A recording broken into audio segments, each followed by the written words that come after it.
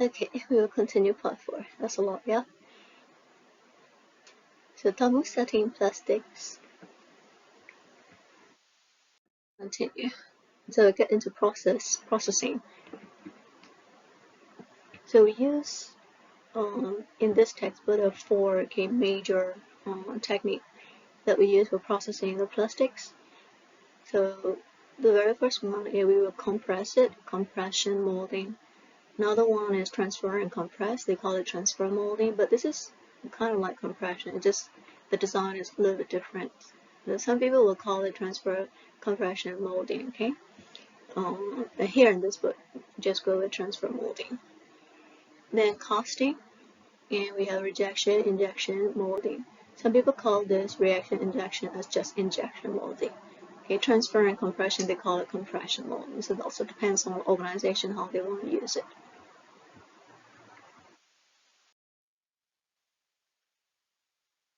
Okay, the very first one is compression molding. So part 4 is kind of small, but then you definitely need to know the process because we are in industrial technology, so therefore you are the one, you're going to be this person right there, yeah? So you will go light on the chemical part, you will go light on engineering part, but you have to know the process, yeah? Because you will be the one who is going to be with the machines, yeah, down there. So therefore, compression molding powder, you're going to start with the raw material or granules, yeah? Raw material meaning raw thermosetting plastics. We're going to place it in a cavity, which is a die. So the raw material we usually use out of all the thermoset phenolics, yeah? So the pressure, that depends on the product. It's a very wide range, so 1,000 to 10,000 psi. We're going to directly apply that right on the plastic and die. That's just a cavity, and we will use a hydraulic press. Yeah, and the temperature we're going to control 280 right to 400 degree Fahrenheit. I give you degree Fahrenheit because United States love to use degree Fahrenheit. But there are companies, right? They use degree Celsius. You only have to just convert it, yeah, and they always have it already. So you either see degree Celsius, you will see a smaller number, and degree Fahrenheit, you'll see bigger numbers. Alright, so the press, right, the hydraulic press can be a small hand-operated bench model, depends on your product, what you're making, or how many you're making, yeah, or large automated floor model, yeah. So models are usually really high-polished tool steel or single or multi-cavity design. Okay, so these are just the molds. So you can see here that they're multi-cavity because they're producing a lot, yeah, here. So that's up with the molds. So the powder is going to form a solid plastic, but you have to heat it. You pressurize it. So the plastic is going to become molten or melt, and then the molten is going to flow into the cavity opening and take shapes, yeah? So that process is going to take like 3 to 20 minutes, depending on the type of the plastic you're making or the size of the parts, right? And also your press specifications. So maintenance technician, another part of industrial technology, is going to deal with these giant machines, and you have to make sure that they are going to be running right during operation time. If you can't do that, they're going to fire you out. Okay, so when cross-linking polymerization is complete, there's no need to cool down the die. Okay, that's something good about compression molding. So even though we heat it up, you don't have to cool it down. Alright, so once a polymerization or cross-linking is done, you can open the die or cavity, and then you can remove that part right away, yes? You don't have to do it, all you have to do is watch your machine and safeguard your machine, and your machine is going to run, alright? They're going to go real fast. But if you have like a small business or something like that, then you have to do it manually, yeah?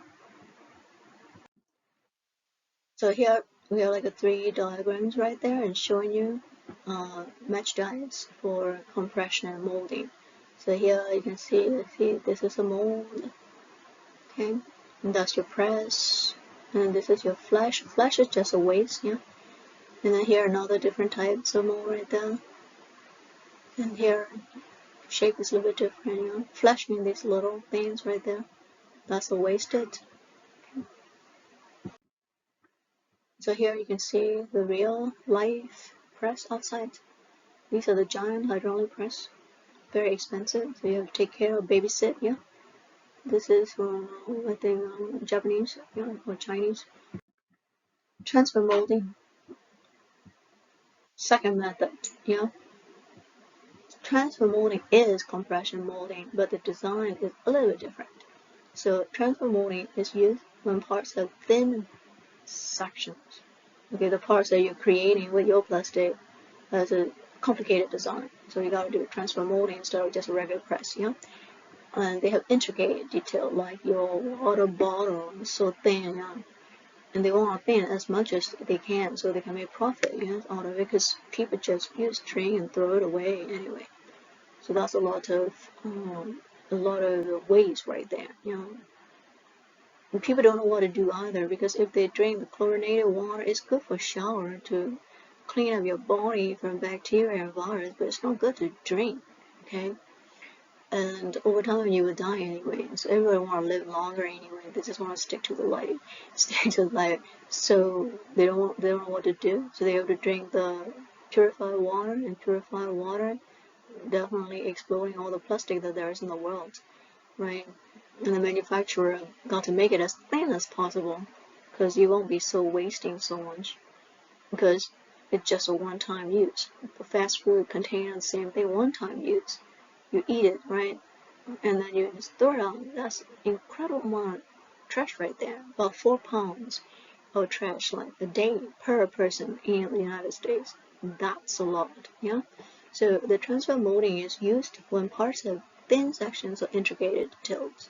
So double chamber, that's why you gotta transfer. You have 2 chambers. If you have only 1 chamber, there's no transfer. Now you have double chamber, therefore you will transfer, yeah? It's used in the die design. You're going to minimize the direct pressure on the die cavity, not like the first compression molding technique. Compression molding, you apply the direct pressure on the plastic and the die cavity. Here, we're going to minimize that direct pressure. Yeah, therefore we use a double chamber. So thermoset plastic disc, yeah, we call that the preform. It's just a raw material, but then they make it in a shape. The shape, you know, that looks like the die cavity. So the preform shape is about the same as your die cavity size and shape, and then place it, okay, in the top half of the die, and then you heat it up to make it molten. So pressure it and then heat melts the preformed little block, and then forces it through a system of runners into the mold cavity and mold it. Yeah. So little post-processing is required because you don't have a lot of waste. Flash means some plastic coming out of that mold cavity, and just waste around the parting line, okay, on your die hands. You have a mold, right, cavity or die cavity. You have 2 halves. You usually break that half open, right, to get the part out of it. So sometimes you're going to see some waste, and we call that flash. Okay, so you take a look at it, we have A and B. So A, this guy, is a compression molding, and then B, this one, is your transfer compression molding. Yeah. So in a compression molding, the preform, this block is your preform, place in the mold, and then you're gonna pressure the mold, close it, and create the final part. Yeah. You just press it there, yeah, to make the shape. Pretty easy. Now B. So in transfer molding, the mold is closed. So your preform is right there. Yeah. So the preform is placed in this chamber right there. Okay.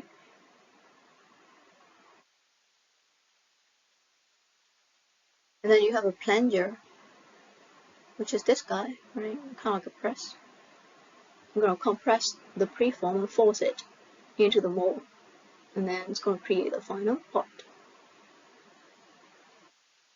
And that final part is going to go right here. Yeah, bang.